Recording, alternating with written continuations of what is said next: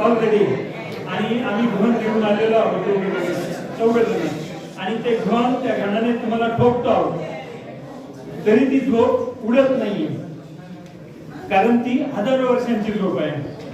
तर घ्या आजच्या छोट्याखानी कार्यक्रमाचे प्राचार्य Kulkarni sir, Nile Babu Shah, Aher sir, Magar sir, Dusane sir, Surana sir, आपला संपूर्ण स्टाफ आणि आपले सगळे विद्यार्थी बंधू आणि भगिनींनो, आज हा जो काही खास स्पेशल दिवस जो आहे या निमित्ताने आपण या ठिकाणी समोर आणि काही विचार मंथन चालू आहे खूप मोठं. तर ह्या विचार मंथनातून आपल्याला काहीतरी अमृत काढायचं आहे आणि त्या अमृताचा वापर आपल्याला ती शिदोरी आयुष्यासाठी वापरायची आहे. माझ्याकडे सरांनी सांगून ठेवलं होतं तो त्याप्रमाणे मी विषय घेतलेला निवडलेला आहे स्थानिक प्रजातीची झाडे. मी फास्ट आणि पटकन करतो, तुम्हाला बोर करणार नाही खात्रीशीर सांगतो, पण 2-4 मिनिट द्या मला फक्त. स्थानिक प्रजातीची झाडे म्हणजे काय हा मनामध्ये प्रश्न येतो. तर काही नाही, साधी गोष्ट आहे. आपण फॅन्सी झाडं लावतो, ती फॅन्सी झाडं लावून आपल्या इमारतीच्या भोवती, शाळेच्या भोवती, प्रांगणात, गार्डन मध्ये शो कसा वाढेल यासाठी प्रयत्न करतो.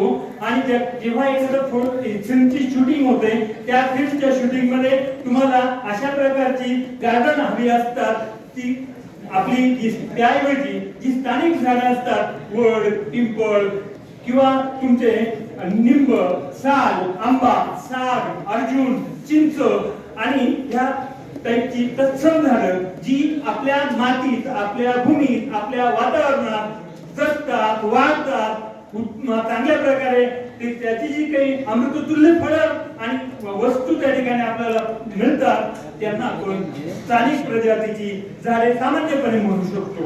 कळलं तुम्हाला आता? स्थानिक प्रजातीची झाडे कळली की कोणकोणती आहेत, काय आहेत ते कळलं. सरांनी सगळं स्पष्ट केलेलं आहे.